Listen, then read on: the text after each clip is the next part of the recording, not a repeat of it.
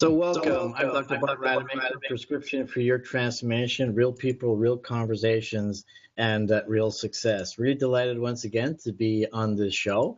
I guess I could say that because it's my show and I get to do it, do what I want.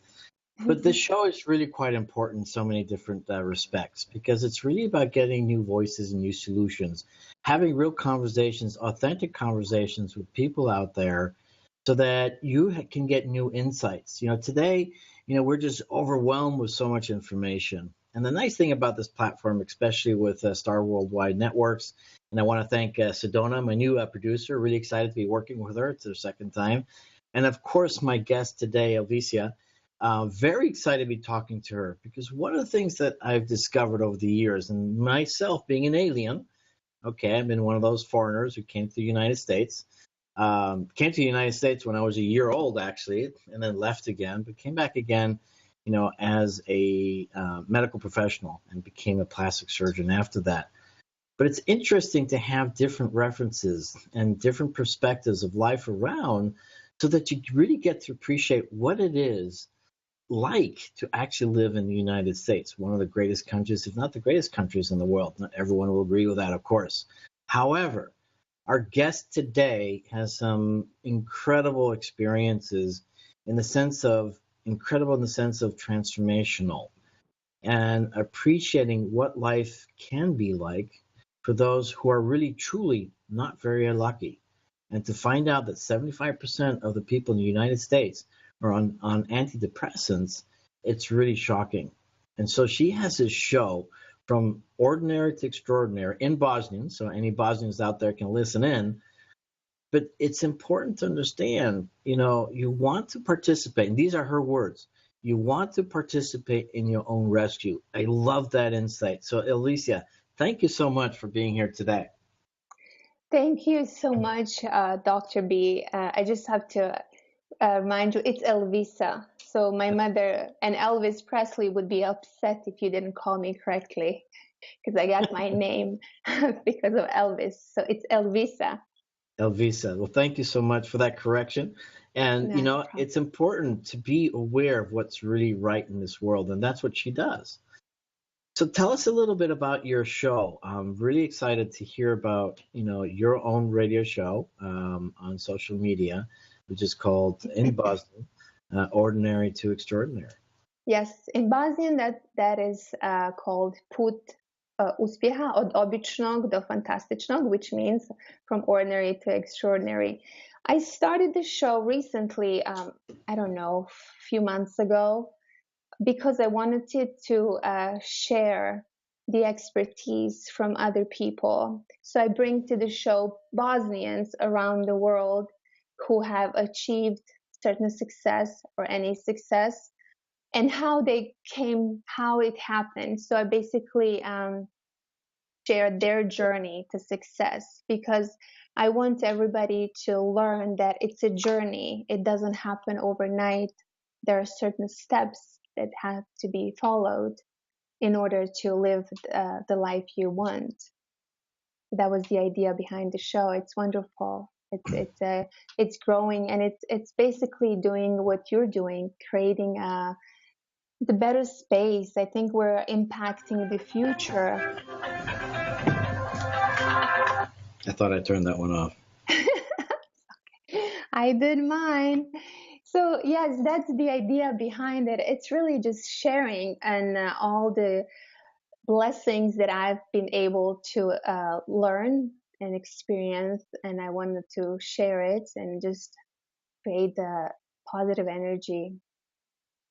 Well, you're doing exactly what I believe in, and that's really exciting for me because you're exactly right. It's, I guess my perspective started off many years ago when, after training for 17 years, growing up in 5 different countries, speaking 4 different languages, thinking I should be on top of the world, and I was kind of lost.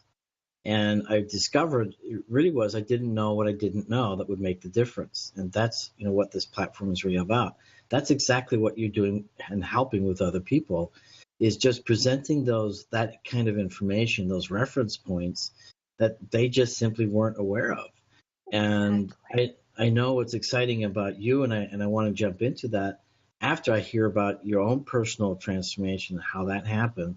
But you've also really, you really dove into the world of personal development, and how crucial that is, and how easy accessible it is for people, and yet so many people don't. But you have a personal journey, which is quite remarkable, and share with us what you like about that, because I think it puts everything in context. If when people can see that horrible things are happening in the world, and yet you have overcome that and transformed, in essence, from a refugee to an extraordinary change maker. Yes, absolutely. It's very important to share this knowledge, because when I look back 10 years ago, we didn't have so much information available to us like right now we have for free, basically. Uh, so for me, it was very difficult. I came after the war here as a refugee. I was 21 years old. Um, strange country, no family, no friends. It was very, very challenging. And I used to watch 90210 all the time. So that's the America I thought I was coming to. And it was nothing like that. And I was already messed up, basically, from the trauma and everything that had happened. So it took some years of suffering, basically, until one day I actually had a breakdown, complete breakdown. And then it got to me that I needed to do something. I was already going to through the doctors and through the medical, but my body was ill and my mind, but my soul wasn't. So I knew I had to do something for myself, because doctors weren't helping me. They gave me the pills, but it wasn't helping. I was never getting better. So I went to Google. I Googled depression, and the first thing that came up was meditation. I started right away. I was hooked from the first time. I started with Silva method, and that's how it all transformed. In 6 to 8 months, all my physical illness was gone completely. I was well. And then I was like, what do I do now? I really got excited. This is amazing. It was like a magic to me. It was magic. But I did this all on my own, in my own little world. So I just asked. They said, what's next? What is next? What is next? I knew there was something more. I asked, what's next? And it was life coaching. I went to Google again for that definition. Keep in mind, I didn't know English. I studied English only for a couple of years, a long, long time ago. So, and then when I realized what that is, that was really me. I loved the idea. I loved everything about it. And I just knew that I have to share how it's possible to heal yourself when you participate. I really participated in my own rescue. I gave up on the doctors because I went to them for 4 years. It was just pill one after another, but never the roots. So I cleared the roots. I healed myself, and then I found Tony Robbins. After that, after I decided life coaching is something I want to do, I want to study, I Googled that. Tony Robbins came up. Went to my first event with Tony Robbins, walked on fire, and life was never the same again. What was that like? That was unbelievable. That was the scariest thing I've ever done. But I knew, I remember exactly, it was about my time to go to cross those goals, and I was terrified. But I knew that if I don't do it, if I just gave up like I was usually doing, I would feel like a biggest loser. So I just knew if I burn, it's going to be better than to feel like a loser, because I'm done with feeling like a loser. So that's what I did. I crossed those goals. It was magic. What year was that? I might have been there, by the way. 2012. 2012. March in 2012, New York. In New York? No, I don't think I was in that one. So have you ever done anything crazy like that, Sedona? Not that I can think of. Just about the craziest thing I did was we went when I was a kid. We went to the science museum, and they do like the bed of nails thing that you can like stand on, or you lay on that, and I thought that was scary. So I've never walked across fire, but So the interesting thing is, and a lot of people think it's crazy, but walking on fire, as Tony Robbins likes to put it, and he's really mastered it. And I know you were also a master of that as well, Elvisa. It's a metaphor. It's a metaphor of life, and it's exactly as she was describing it. Is you've got a choice. You've got a choice to get out of your comfort zone and break through the barriers, and know that you can do that. That you possess the abilities to do that. And maybe we should talk a little bit about that as well. Or you can just be a loser.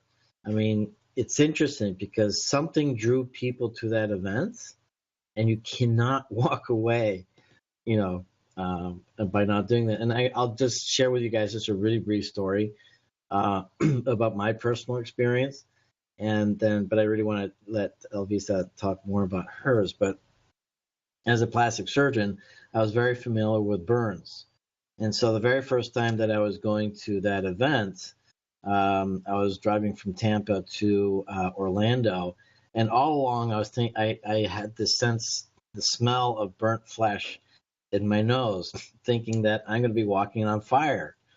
And it's a 4-day event, which was at that time. And but I figured, what, I've got 3 full days, right, to master this and figure out how to walk on fire. And to my greatest shock, you walk on fire the very first night. And so I almost freaked out. Yeah. But I crossed it, and I was so elated. I was on top of the world. Didn't have any burns, by the way, and most people don't. And it was an incredible experience. But share with us your experience, Elvisa, and what it means, and as a metaphor, how do you use it with your clients? Like you said, it is a metaphor, and I knew that there was a decision needed to be made, and that's what Tony says when he prepared us. It's really a decision. You don't have to cross it, but behind your fear is something else, and I believe that. I heard it so long, and I knew I had to dare to cross that, to break through my fear, to experience what's on the other side. That needed to happen, and I did that. And honestly, like, it was life altering for me. I knew right away, I want to do this. I have to do this. I have to bring this to my people, because I was still just thinking about the suffering and the trauma and so much that people don't know. And this is available, and you can transform your life and, heal your life, basically. So I knew I wanted to do that one day. So I ended up going to the same institute and got certified as a firewalking instructor in 2015, 3 years after that. And to me, like, I come from a small country. We actually have a stove, like fire burning stoves, where you build fire, you put it, like, I was never able to do that. I was so bad at just making fire in a stove. And then the idea of me having fires and having people, that was another scary idea.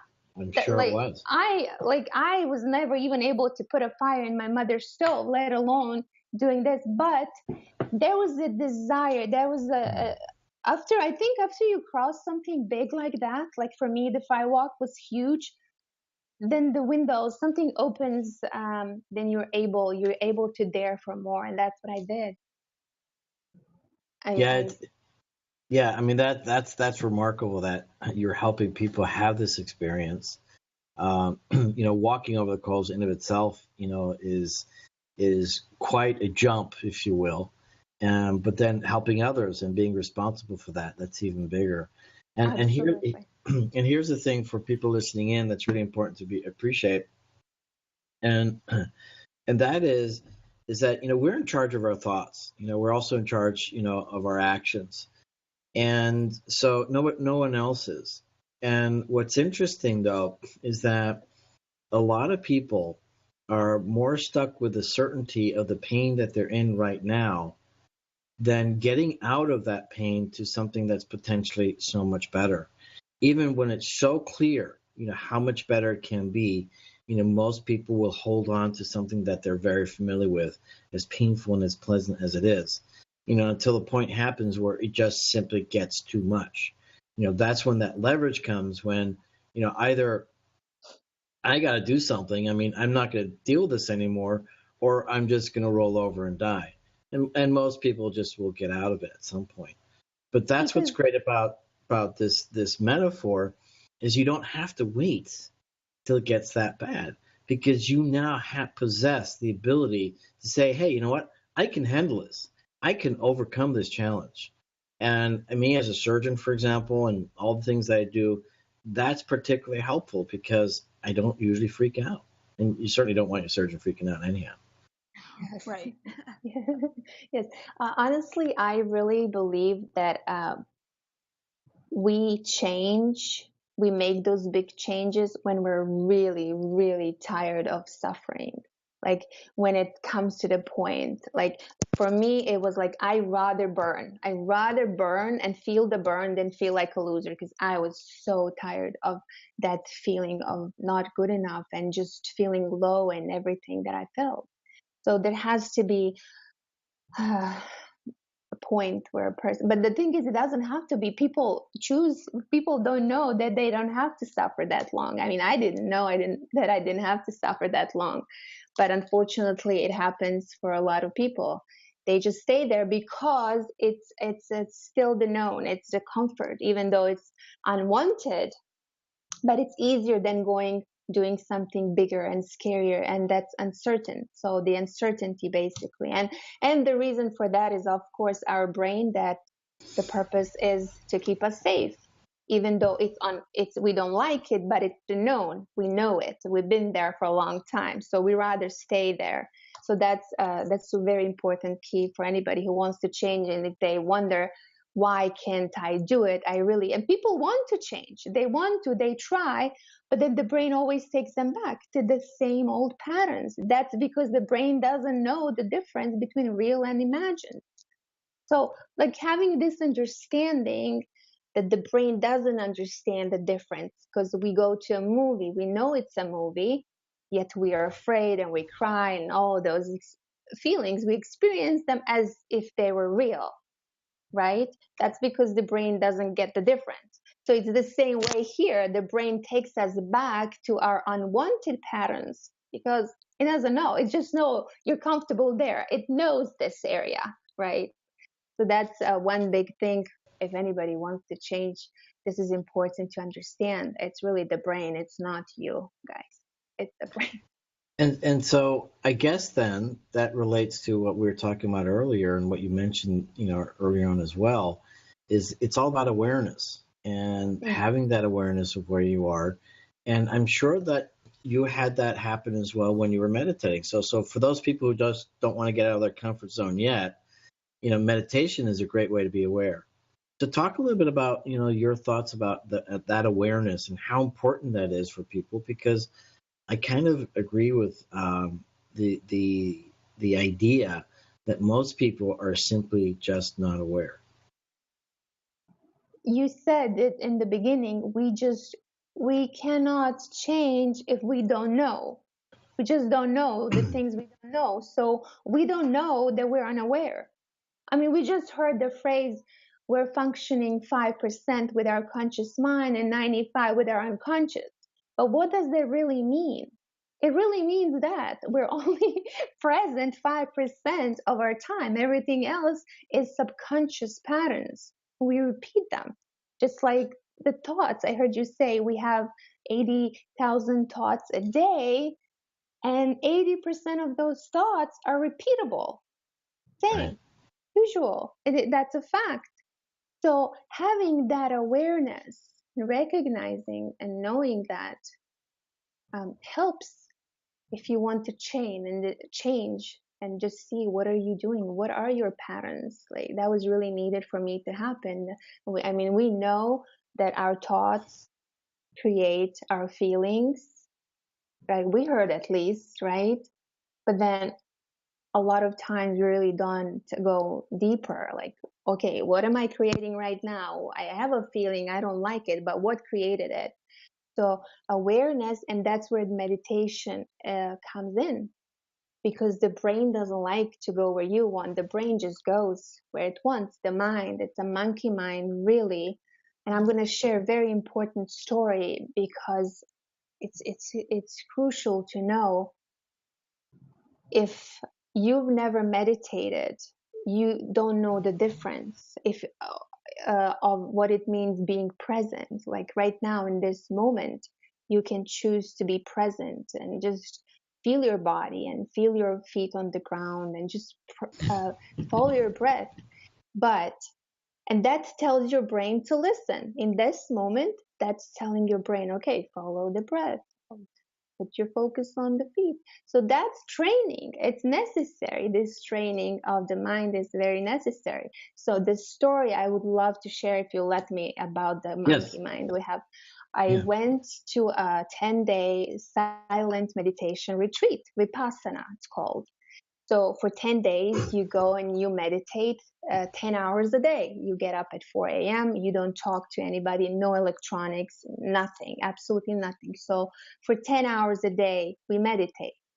So for the first 3 days, the only job, the only task we have is to put our focus on our nostrils and follow the breath, just in and out through our nostrils for 3 days, 10 hours a day, one task. Okay.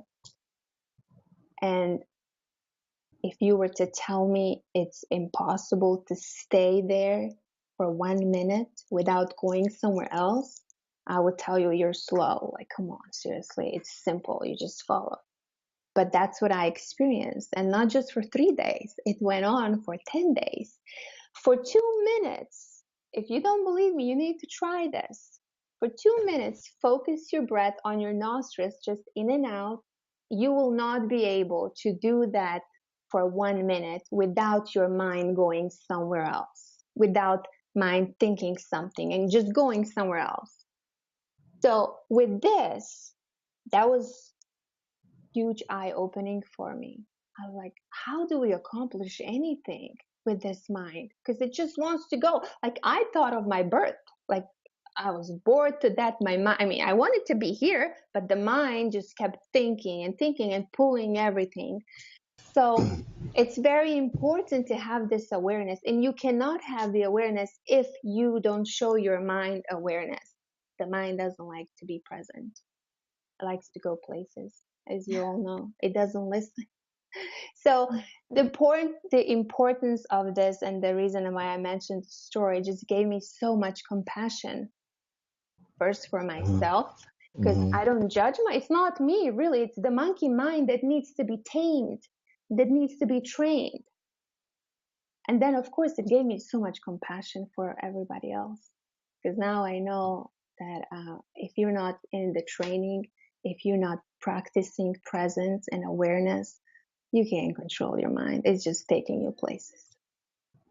So yeah, I love that part because, you know, living in this world that we are today, what a beautiful, beautiful world it really is.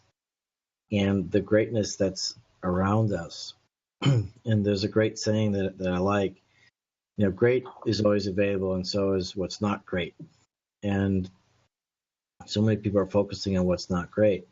And if you just take that time just to be simply aware and be present with the people that are around you and recognizing them and witnessing who they are and witnessing this moment, you know, it's almost impossible not to be grateful. It's almost impossible. It is impossible not to have compassion. yeah. And because you're just so focused on what is here right now. And too often that happens in life. And thank you for reminding me of this as well, because it's allowed me to be even more present, you know, listening to you, because the greatest gift that we can give ourselves and give another person is being completely present, just looking at them, you know, in their eyes and just not thinking about what we're going to say next, but rather just hearing that person. And how wonderful that would be if all of our relationships were like that as well, right? It would Hey, be really magical. Yes, you said what do it you what do you beautifully. think, Sedona? I mean, you're the young one here. I mean, you're always going to be the young one on my show, by the way. When you talk to your friends, I mean, how often are they actually looking at you or not, distracted by whatever, squirrel here, that, this, or getting on the phone and texting and all that kind of stuff? Well, you know what's funny about that is a lot of people mistake my age because I do tend to like look people in the eye and don't look at my cell phone and things like that. A lot of this generation is kind of lost a little bit. And it's funny because when I was probably like 15, I think I was a freshman in high school, I was in these physical therapy classes for my knees and my Achilles tendon. I had tendonitis, and the doctor thought that I was engaged, like about to be married, and they were asking how many kids I wanted. And I was like, I'm 16, I'm not ready for any of that. And they were like, oh my gosh, we thought you were so much older than that. And that still just like blows my mind. It totally has to do what you were talking about with just really being aware and noticing what other people are interests are and what they're talking about and joining the conversation. I think it's really important. It's something that a lot of people seem to be losing. But then if you really look at it, there's still great people. There's still people that I know that I've connected with, like my friends that are able to do that still. So I guess not all hope is lost. Well, like I like to put in it, and I'm sure Elvisa will agree with it with me. Everybody's on their own journey, and people just simply have a different level of awareness. And I was talking to her earlier on about a particular subject, and I was asking her, are you critical of these people? Are you judgmental? And she said, yeah, in the past I was, and now I'm not. And that's because she is aware, as I am now aware, is that we were probably there at some point ourselves Right. and on that journey. And so I look at people and I see, well, some people are ahead of me and some people are behind me, but we're on the same journey somewhere. Some will get there in this lifetime and some people won't, and that's okay. And that's the beautiful thing what Elvisa was just sharing right now is compassion. And having that compassion for yourself. I like to say it differently because not everybody can immediately connect with their own compassion. I like to say it in the sense of giving ourselves permission to be human. Mm, And that's what I do. I give myself permission to be human with my faults and my weaknesses, but as well as my greatness and my magnificence. And that allows me then to become that very person that I want to be. But back to Elvisa now. So a question for you perhaps is, or in addition to what you just shared, there's a great author by Shamin Shirzad. You may be aware of him, about positive intelligence, and he talks about having that awareness, and he uses specific techniques to get into that awareness. Is there any particular way that you like to help your clients? Because I know you're a magnificent coach, as to helping them become more aware. Because the truth is, I find that all of our problems are because of lack of awareness, really. absolutely, that is the truth. We just get lost in our thoughts, in these patterns that are usually negative and limiting. What I always do is really, I highly recommend always any form, anything you like, but to put you in a present moment. And I share with people what Eckhart Tolle says. He said, if you just take 5 conscious breaths once a day, so just 5 times a day, if you take a conscious breath, just one conscious breath 5 times a day, it's going to be better than in 1 year, it's going to transform every area of your life. This is his words. And I always share that with people. So if you don't like sitting and meditating, which a lot of people don't like, I love it. I personally love going I love there. it too. I love it. It's the best place to be. So, but a lot of people are not there yet. So I just share this with them. Just take 5 conscious breaths. Put sticky notes around yourself to remind you that that's the heart is in your car on every stoplight. That's actually, I did that for a long time. On every red light, I would just take a conscious breath. So just training the mind and training the mind to be more present. And then next time when you have to act and you have to respond, it's not going to be automatic. You're present. You respond differently when you're present instead of just automatically. That's what I would suggest. Anything to show you presence. Anything. All right, So many Sedona. resources on YouTube. Now you know what to do, Sedona. So before every show, you're gonna breathe. That's what I do. Actually, yes, that's what I do on my show. Before every show, when we start, I invite them to take 2 conscious breaths every time. Just to train them, to teach them, and to experience in 2 conscious breaths. If you take them properly, you really can feel the balance, the harmony. Basically, you can create harmony in 2 breaths inside in your world. So that's what I do. I love it. Yeah, Shamin Shirzad talks about actually touching things, and so kind of touching your fingers, touching the wall behind you, and just touching that, just feeling that, noticing when you're eating. Just take one bite of your food, and just notice the texture, and notice the taste, and notice the temperature, and notice all these different things. Because it's truly remarkable, and it's something that I do very unconsciously now. To be honest and transparent, I should do a lot more of. And the truth is, I did take some, and now that I remember that you mentioned it, right before the show, before I connected with you, I actually stopped and took some breaths, and it really relaxes the body, and it puts it out of that stress mode, because our bodies are geared up for stress. Mm-hmm. And then it's that monkey brain that you mentioned, and I'm going to borrow that term, by the way. Yeah, it's a good one, isn't it? It's that monkey brain that's going crazy, and sometimes, like this other expression, it goes ape shit. So and just by breathing and getting yourself grounded, feeling your feet on the ground. And I'll share this one tip that I've used in meditation. So anybody out there who wants to meditate, it's a really good thing. But since our thoughts go everywhere, go to that space and listen up. Go to that space between thoughts, and then you're asking yourself, what's going to be my next thought? And so then there's a moment of silence, and it's really cool. So moving on, dreaming. I know, I could totally stay here. All right, go ahead. Yeah, me too.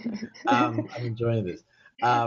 So you talked about dreaming and how important that really is. Yes, I know it may sound simple, but this is really what I've just recently had my own personal aha moment, where I looked at my life. I'm creating in the process of creating an audio program. It's going to be in Bosnian too, and I was trying to think of things, and I looked at my life. How do we accomplish things besides the strategies that we need to implement? And I realized everything that I enjoy today and everything that I have in my life once was just a dream of mine. I am a dreamer. I'm a Leo in horoscope, so I dream a lot, like I envisioned. So when I was a little girl, I always dreamed of traveling and looking great and just dreams. So I realized everything I enjoy today, everything, whether it's my clothes, my feelings, the places I get to see, everything was just a dream one day. And then I also realized the dreams that I dreamed of and just let go without trying to control the outcome. It's like a commercial when you see a commercial of nice shoes or a vacation place. So I see it and I see, oh, beautiful. It'd be amazing to be there. But that's it. I'm done. I continue. The commercial is gone. I'm done with that thought, right? There's nothing else. I don't think, oh my God, I'll never get there. How will I get there? No, it was just like that for me. And all of those came true. And the ones that I really wanted, and I always think how, and I think, how will this happen? This is not possible. Basically, the ones I tried to control, still not happening. Do you think maybe, when you were trying to control them too much, there was that unconscious belief that you weren't going to make it and it wasn't going to happen, and therefore you needed to over control it? Do you think that was possible? I think that's very possible. I think we mess up the process of creation with our logical mind, with our five senses. We function as a regular human with five senses, right? So all my dreams, the ones that came about, and a lot of them are true, they came to me without me trying at all. I just dream about them, and I still kept living my life and working hard and studying and doing what needs to be done, but I never depended on the outcome. I never questioned if this is going to happen. I sort of believed it's like a breath. We never think, oh, am I going to breathe again? Oh, is it my heart going to do a breath? No, it's just a faith. Like we have faith, and we sort of let it go. We set it and forget it. It's just like the breath. And I think that's what I meant about dreaming, really like dreaming and bigger dreams, and just enjoying in those dreams. So whether they come about or not, you're still fine. Like Einstein said, imagination is more important than logic, because you can get anywhere with imagination, and logic will only take you certain places. And that's why the things that we don't have yet we dream of them. The logical mind, oh, how is this possible? I can't do it. It's hard to get there. So these are still not happening. That's what I meant with that. The importance of really dreaming, and it really comes true. I don't know how it does, but it does. You dream it and you enjoy the dream, and I think really it's that vibration, because I enjoyed my dreams, but I let it go and I continue doing what I was doing. Then out of the blue, years later or whatever, they come to me. I've been accused many a time of being a dreamer, and I'm told, "Oh, you're never going to reach your dreams, and you're always looking for more." And I always say, "Well, hell yeah," And I think part of it, in my case, is it's allowed me to stay in touch with the little kid inside of me. You see, I'm still very childlike in many ways, but it's because I really want to be connected with that dreamer, where the child just, anything is possible. And I do believe there's a truism in life, is that, whatever we can think of, we can make actually happen. And the challenge that so many of us perhaps have is that we have a lot of naysayers in our environment, and they're there for really not for two reasons, but they're because of two reasons. One, because of their own fear, right? And the other is perhaps because their own lack of self-esteem. And so if you're a dreamer and you want to do these things, then you have people around tell you, says, no, don't do that. You can't do that, because they don't do that. They've caught that virus, that infection, if you will, and they won't move forward. So yeah, dreaming is so important. That's why what did Napoleon Hill say? If you can dream it and believe it, you can achieve it. Yeah. And it's so true. I mean, Einstein was a dreamer, Bill Gates was a dreamer, Steve Jobs was a dreamer, and look what they've done in life. And you're absolutely right, because it's that imagination it's not so much it gets you out of the comfort zone, it gets you out of the zone of consciousness. And just as as Einstein said, we can't solve our problems with the same level of consciousness that created them. We have to go beyond. We have to. I love science fiction books. I just picked up some new ones lately, and it's finding that realm outside of us that we can actually walk into and become great. And so I love what you're doing, and I don't think enough people coach that. They coach perhaps I'll get your vision out there and solidify that. But dreaming is where the heart is. Yes, it really is. It really, really is. I've been telling my clients, and I've been sharing it on my show, but just recently it was really confirmed to me, like full on. This is really for real. Your dreams will come true. but whether you believe it or not. So especially the ones the vibration, I think it's about the vibration, the energy we have while we're dreaming about those dreams and imagining or envisioning. I think that's what creates things. Our consciousness, our inner world affects what we have in our outside, what comes about in our outside world, in our reality. I love that. So part of my job, just so that everyone knows, is I have to put Sedona on the spot. And so, what are your dreams, Sedona? What isn't my dream? Well, Really? Awesome. yeah, I'm that type of person that really, it's funny that you were mentioning the people that say you can't do it and all that stuff. For me personally, I use that as motivation. That's something that a lot of my mentors have told me, that like you can't change, you're not always going to change people's opinions. Opinions are formed like in your own mindset, and if you think about it, like you're not always quick to change your opinions, so you can't expect to change others. And you really have two options. You can take what everybody says on a dime and go for what you want, or you can be left behind in the dust with them and become a naysayer, and that's not what I want for myself. So I take those opinions and form them and mold them and show people that you can do what you want and you can achieve. And really, ultimately, my biggest career goal in life is to be a CEO of a television network. And kind of what Elvisa was saying about how the ones that she like struggled over and have thought about for a long time and that haven't come true yet, I think that's completely true. I have a really big theory about what you put out into the universe is what you'll get back. So if you keep putting positive vibes out into the universe and just keep thinking, this is what's best for me right now and this is what I can achieve, then you eventually can get there and will. And it's done wonders so far. I never thought that in high school last year, my senior year, I did a radio show here. And with that work that I produced, then it turned into a job. And now I get to produce shows and it just keeps moving up.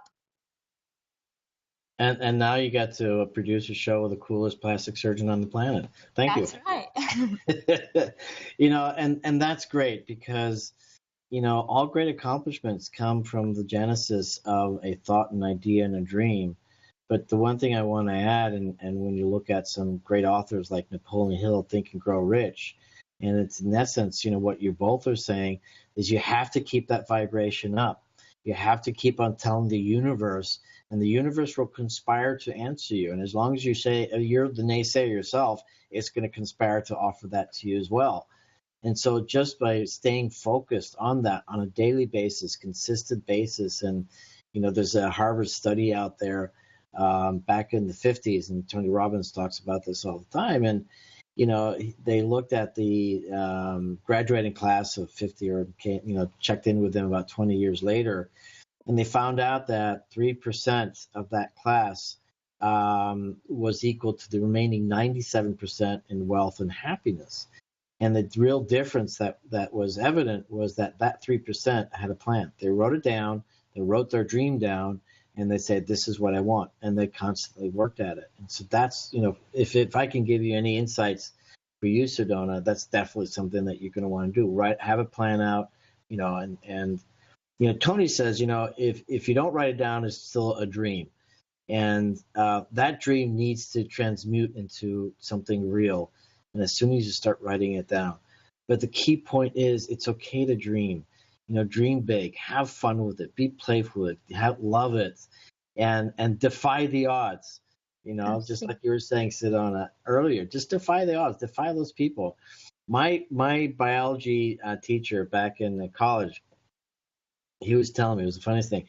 It's Dr. Mendelsohn, for anybody who wants to know. He told me I wasn't going to amount to anything and I'd be a lousy doctor. And so today I'm actually pretty good at what I do. And I defied his odds. And maybe I should thank him for, upsetting me and getting some juice into what it is that I do now. But the truth is, we do follow our dreams. We do go through things. But it requires strategies, and that's the other thing that you get to do as well, Elvisa, is helping people understand strategies. And so I know we're close to our end, but do you have any particular thoughts and ideas on how to get access to those kinds of strategies, or what is it that you help people with? I'd like to add just one thing on all of that you said, that it's really important to know that we limit our dreams, we limit the outcomes. As soon as we uh, start questioning how and why and if I'm able, we limit that. As soon as we say our name, I think we limit ourselves, because we need to see ourselves really more beyond our name and our title. So if you're a doctor now, and what are you going to be when you retire? So like I learned this a while ago, because I did a lot of inner work also besides the strategies. Uh, I really needed to see myself first. The important to see myself way bigger than I am. I am bigger than my five senses, the human that I am. I am a human, but I am also like way beyond this, all of this that you can see. And with that knowing, and I believe that, it took some time to believe it, but I believed it, everything was easier. Everything was easier. I realized that I don't have to limit who I am, Elvisa Kovacevic. What? Okay, that's it. What's behind my title? Okay, what else? But I'm so much more than a strategic intervention coach and then the transformation expert. I am so much more than that. And I think that's very important to kind of summarize all that when it comes to dreaming, to not limit what you are and who you are. Then when you know that, when you know you're so much more, then you look at the strategies. So basically, whatever you want to do, you need to find a model and follow their steps. Like just like our Tony says, follow somebody. You don't have to come up with anything. Everything's like ready for you. Just model the steps. But it's going to be so much easier following and modeling those strategies and implementing them when you know you're so much more than just a regular person. Because right now you may be just a name. You want to become something. You're not that yet. You don't feel you're that yet. So if you don't have that, you're gonna feel it's gonna be hard for you to implement the strategies. Even though you have them, they're available. You know, everybody knows what they need to do with their life and what they specific steps pretty much to achieve their dreams. But it's hard. It's hard because people limit themselves and who they are. And when you know you're so much bigger than everything in your life, then it's easy. Okay, let me follow this. And you just follow. What is success? It's certain steps repeated daily. That's success. And what did I hear the other day from Gary Vaynerchuk? Successful people are successful because they never quit. They never gave up. That's it. Follow the strategies, find them and follow them. It's not rocket science, really. Everything we do is a strategy in of itself. And the whole point is that we very successfully apply these strategies. But these strategies that we successfully apply could also lead us to failure. So we're successfully failing as well. And so it's important, as you said, is to have some really key reference points. And one is that belief. And it's just like the 4-minute mile. Everybody thought you couldn't break it until somebody did. And then within a year, another 12 people, broke that 4-minute mile. And it's just amazing. But then the other thing is that, and you know the story as well, but the treasure hunter. And this is that fella, and I forget his name, that found, a $1 billion, find of one of the Spanish galleons out off the coast of Florida. And he sought it out for about 30 years and finally found it. And so we have to have that belief that the treasure's out there, number one, that you'll find it, number two, and find that it's worth it. And that's just all a mental strategy of making sure that you're going to go on there and you can't give up. And that's a testament to you as well. And so I know that you've undergone a lot of training with Tony Robbins, Master University, Robbins Medana's teachings. These are great, learnings. And anybody who has any desire, if you will, to or just fed up and want to break out of the mold, find a trainer, find a coach, because they can really help you. But most importantly, unlike so many people out there that are suddenly calling themselves a coach, Elvisa is very different. She's very different because she actually found herself out of the hole that she was in, not by choice, but in a war-stricken country, being a refugee, running away, having nothing, not speaking a language. That's enough, to, hurt anyone. But you got out of it on your own, in your own strategies. And as a coach, I think that's really powerful. Thank you for mentioning that. Yes, I think it's really important. I'm glad you mentioned that, because it's kind of coming from all of that and overcoming it. It wasn't easy, but then I see people who have it all and yet they're just lost. But the reason people stay where they are, again, is because they can afford it. I couldn't. I had the breakdown. So I already had 2 children and I knew I cannot afford it to stay there. So that's that leverage part. And I think that's really, if we're going to have a takeaway from this conversation, if I can do it with all of that, and you can do it, no matter who you are and what you do and whatever your desire and your dream is, really. But the one thing that is the most important is really get in touch with yourself, with these patterns here, and with your heart, and just believe that you're so much bigger than everything that you're dealing with right now. Sort of step out of all those challenges, if you have them, and see yourself for the soul that you are, and it's going to be easier. I think that was the biggest thing for me, because I heard the stories, I read the books, I went to events, but yet I felt like I'm not there yet. They're so far from me. They're so far from me, because I was trying to reach them, but I forgot that I am my own unique. I'm unique. I'm uniqueness. Like, why would I want to be like Tony? Because I'm the only Elvisa, right? Like, why would I want to mess with that uniqueness, or you, or anybody, right? We want to follow and model and learn from them, but never to be like them. Like, I am no Tony Robbins in my teachings, but I am, like, even somebody told me, like, I said, I want to do this like Tony. Said, no, please don't mess with your thing. It's perfect.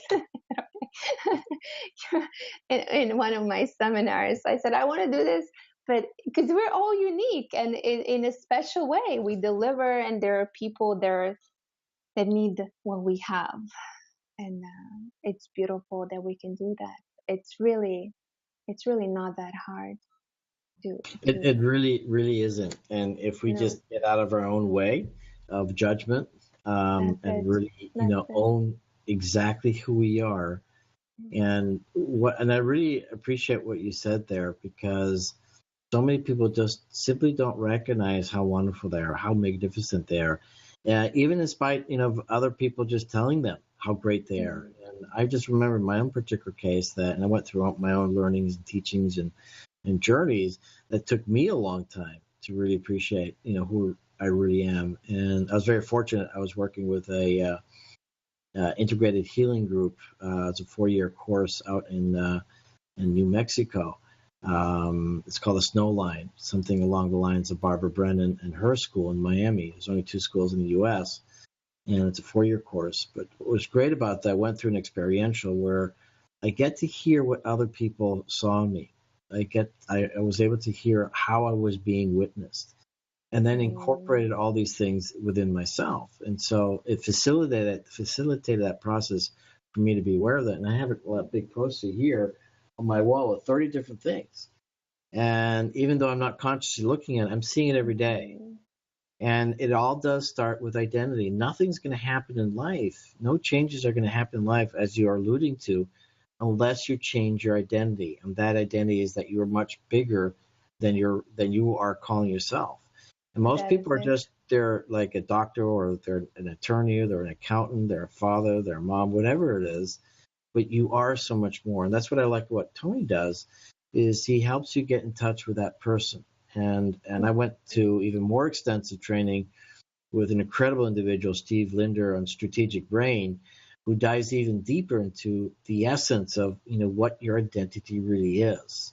And just like you're saying, and I think as a coach, and I'm sure you do this all the time, the first thing you need to focus on, who are you?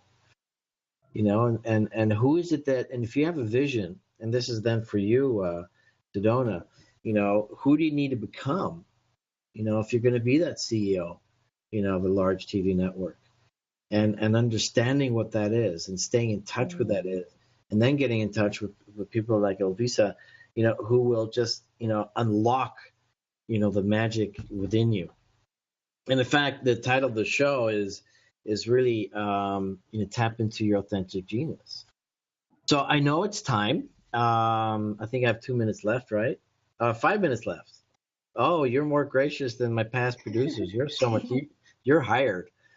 So we have 5 minutes left, Elvisa. And just to remind everyone, this is Prescription for Your Transformation: real people, real conversations, real success, tapping into your authentic genius so that you can live the life that you desire. Talking to Elvisa. And so share with us how people can find you. Well, you can find me on Facebook. My name is Elvisa Kovacevic, as you can see there, and my website is creatingnewYou.com, and LinkedIn as well, Elvisa Kovacevic. And you're taking clients, you're coaching clients? I am taking clients. I'm teaching. I'm having seminars, but I'm also teaching. I'm actually going to China in next week. This is actually a surprise. I'm saying it here. It's my second time. So just one of those things. Again, it was a dream. It was a dream of mine to go see a Great Wall of China, and I thought there's no way I'll ever get to China. It's so far away. And then last year, out of the blue, I got an offer to work deliver a workshop in a student camp. So I went there last year, and so I was invited. I'm going again this year for 2 weeks. I'll teach in a student camp, empowerment camp. Oh, wow. So I already started that. Yes, it's exciting. It's really amazing. And I have to go back because I am a dreamer. Like when I found myself on that Great Wall last year, like I was just walking and I remembered that once I thought I'll never get to a Great Wall. I knew I will. I just started bawling. Like I could not believe it. Like I'm actually here. I never planned on it. Never tried to make it like how and why and if not. It just came about. So yes, that's what I do, and I facilitate my own workshops. And you're coming out with but I could be hired. I'm hired for a company. I actually do that too. I'm just hired by companies and go deliver for their employees, the teamwork and all that. And obviously with your experience, and going to Eastern Europe and helping there, I'm sure you're invaluable in that way as well. And you said you're coming up with an audio program, both in English and Bosnian? It's in Bosnian right now. I wrote a book. It should be published in a couple of months in Bosnian, but the audio program is also going to be in Bosnian right now because I feel Americans and English-speaking people have so much available, and it's not so much available in Bosnian. So that's why I'm focused on that part of the world. I know you guys have it covered here. Oh, that's I'm that's awesome that you're doing that, by the way. And as a side thought, and I wanted to share this earlier with what you're saying, too often we make comparisons with other people. And when we see somebody that's greater than us, it kind of puts us down. And, it can put us down if that's what we're focusing on. And I was doing that for a while, and I'm a similar age as Tony Robbins. And I was looking at him and I says, well, this isn't fair. Look at where he's at and look at where I'm at. But of course, we have completely different journeys and we're completely different people. And as you're saying, we're so unique. And I think what's important for us to realize is that when you compare yourself with somebody else, that's great as long as you're looking at the standard of what's achievable, seeing what the human potential really is. That's what really excites me. And then the real comparison that you want to own is a comparison with yourself. So where were you before and where are you now? And that's the comparison that you want to own and think about and everything else. So with if I can give you 30 seconds for last words, Elvisa. Yes, that's what you just said. I think that should be our main focus. Just focusing on all of that and not on other people, and just really owning who we are, loving, finding that person inside, that seeing that beauty, the uniqueness. It is true. There's no other person in this world with the same print, the print, it's unique. That's why we need to love it and enjoy it, and just go for our dreams. We need to dare and do something exciting. Get out of your comfort zone, really, and learn to be present, and definitely dream away, guys. There's so much more out there. I love it. Well, anybody who hires Elvisa as a coach, you're going to be very lucky and delighted with the achievements that you two together can make. So I'm Dr. Bart Rademaker, Prescription for Your Transformation. Real people, real conversations, real success, bringing to you new voices and new solutions so that you can tap into your authentic genius and live the life that you desire. Really excited to be talking to you today. Thank you so much, both of you, Sedona, and I will be back next week. Thank you so much. Thank you.